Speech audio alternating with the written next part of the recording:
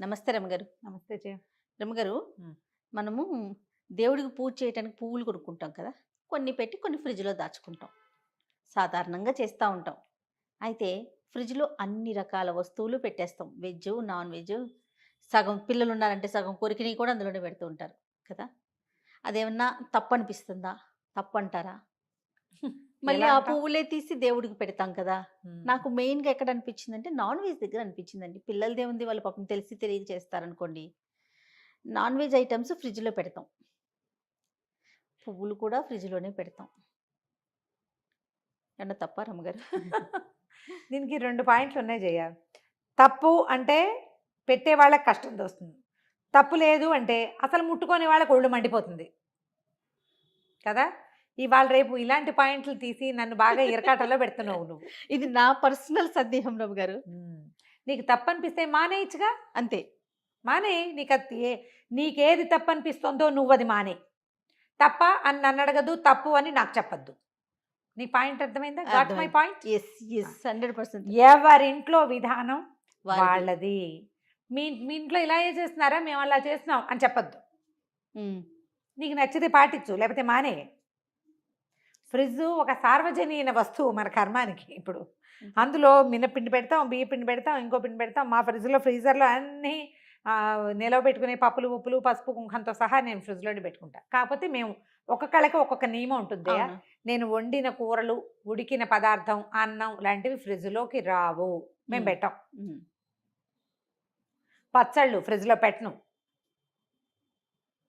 Strictly లాభం no. లేదు. లాభం లేదు. కేవలం పాలు, పెరుగు, వెన్న. నెయ్యి కూరగాయలు. ప్యాకెట్లు ఏమైనా ఎక్స్ట్రా వస్తే నెయ్యి, మినపిండి, కూరగాయలు. సగం తిన్న ఆహార పదార్థాలు నథింగ్ డూయింగ్.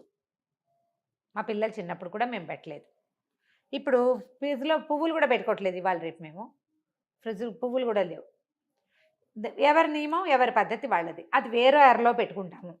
ఆ! వేరే షెల్ఫ్‌లోనే వేరే పెడతామనుకోండి. షెల్ఫ్‌లో పెట్టుకుంటాము. మరేం చేస్తాం? సూక్ష్మాల్లో మోక్షం. దానికోసం ఇంకో ఫ్రిడ్జ్ కొనగలుగుతాము, కొనలేము. పువ్వుల కోసం ఏంటి ఒక పూల ఫ్రిడ్జ్ కోసమే. పెట్టగలమా?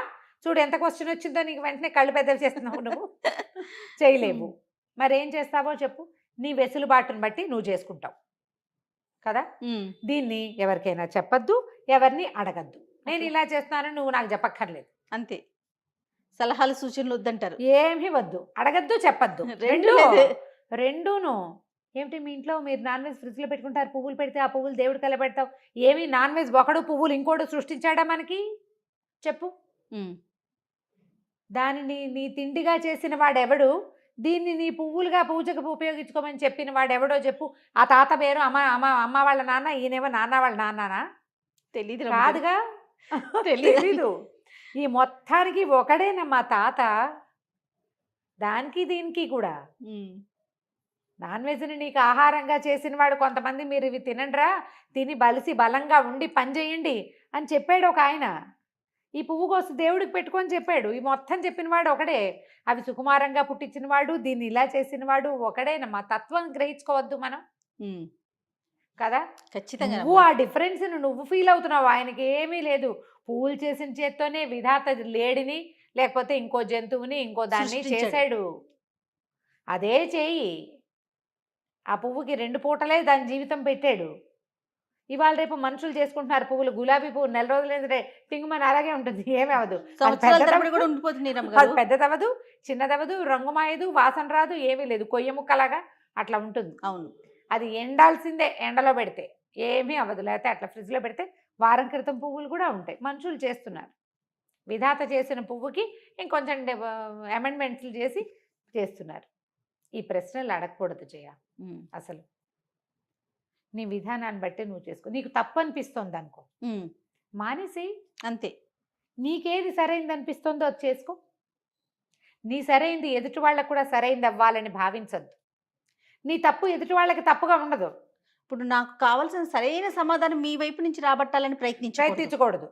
నాకు ఎవ్వ యెస్ అయితే మీరు కూడా యెస్ చెప్పాలని, ఆ! నేను నో అయితే మీరు కూడా నో నో చెప్పాలి. చెప్పాలనే భావన వదిలేయాలి. వదిలేయాలి. యాక్చువల్‌గా నా ప్రశ్న కాదు రమ్మగారు. ఆ! ఎవరో అడిగారు నన్ను. ఎవరినైనా ఇదే ఆన్సర్. అంతే. అంతే. నీ వెసులుబాటుని బట్టి చేసుకో. అంతే. నేను కరెక్ట్‌గా చెప్తున్న ఏ విషయమైనా జయ, ఎవ్వరిని మనం అందరినీ సాటిస్ఫై చేయటం మన వల్ల కాదు. ప్రతిదానికి రెండు ఉంటాయి కదండి. కరం అంటే కప్ప కోపం, విడవమంటే విడవం అంటే పాము కోపం. ఈ కప్ప పాము ప్రపంచం నిండా ఉంటాయి, సగం అవి సగం ఇవి రెండు సమానంగా. సమానంగా ఉంటాయి. వీళ్ళని సపోర్ట్ చేసామా వాళ్ళకి కష్టం తోస్తుంది, వాళ్ళని సపోర్ట్ చేసామా వీళ్ళకి కష్టం తోస్తుంది. మధ్య మార్గంగా ఎలా వెళ్ళాలి? నీ ఏడుపు నువ్వు ఏడు, నీ చావు నువ్వు చావు అని చెప్పాలి మనం.